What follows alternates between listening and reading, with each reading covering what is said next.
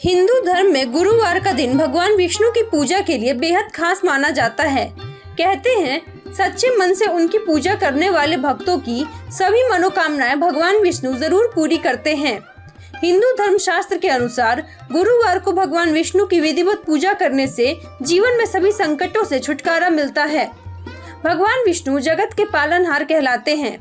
मान्यता है कि गुरुवार के दिन अगर भक्त विष्णु जी की विधिवत पूजा करते हैं और गुरुवार के उपायों को आजमाते हैं तो उनके जीवन में किसी प्रकार की कोई समस्या नहीं रहती है।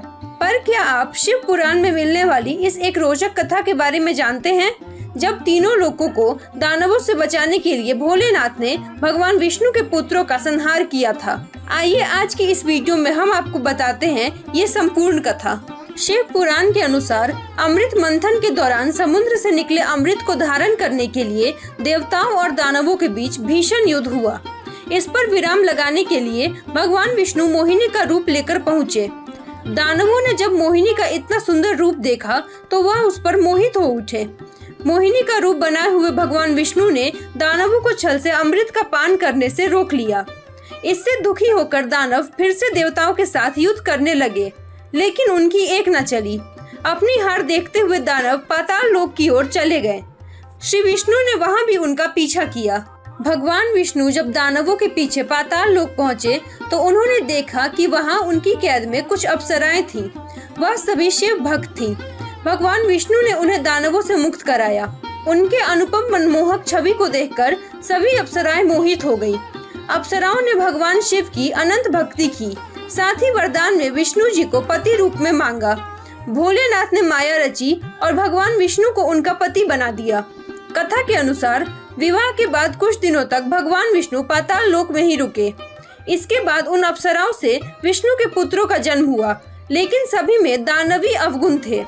धीरे धीरे उन पुत्रों ने तीनों लोक में आतंक मचाना शुरू कर दिया। देवता मनुष्य सभी परेशान होकर भोलेनाथ की शरण में पहुँचे। देवताओं और मनुष्यों की गुहार पर भोलेनाथ ने वृषभ यानी कि बैल का अवतार धारण किया और पाताल लोक पहुँच गए। इसके बाद उन्होंने एक एक करके भगवान विष्णु के सभी पुत्रों का संहार कर दिया। इस तरह उन्होंने तीनों लोकों को विष्णु के दानवीय पुत्रों से बचाया। शिव पुराण की कथा के अनुसार जैसे ही भगवान विष्णु को वृषभ द्वारा अपने पुत्रों के संहार की खबर मिली तो वह अत्यंत क्रोधित हो गए। क्रोध में ही वह वृषभ से लड़ने पहुंच गए, लेकिन दोनों ही देवता थे तो लड़ाई का अंत नहीं हो रहा था। तब अप्सराओं ने भगवान शिव से विष्णु जी को उनके वरदान से मुक्त करने की प्रार्थना की। जैसे ही भगवान विष्णु अपने वास्तविक रूप में आए तो उन्हें संपूर्ण घटनाक्रम का बोध हुआ। इसके बाद उन्होंने शिव जी से अपने लोक जाने की आज्ञा मांगी और वापस विष्णु लोक लौट गए।